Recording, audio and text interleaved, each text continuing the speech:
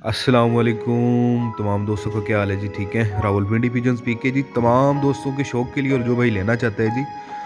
अली वाले 3 पेयर हैं। ठीक है दोस्तों, ये राणा जैद साहब वाले कबूतर हैं और उन्होंने भेजी है वीडियो लगाने के लिए। तो ये मैं वीडियो लगा रहा हूँ। जिस भाई को चाहिए वो बेशक ले सकता है, रब्ता कर सकता है मुझसे। ठीक है, तो जिस हिसाब के पेयर हैं प्राइस भी उस हिसाब से ही होगी, लेकिन ज़्यादा भी नहीं होगी और इतनी कम भी नहीं होगी। ठीक है दोस्तों, बहुत शुक्रिया।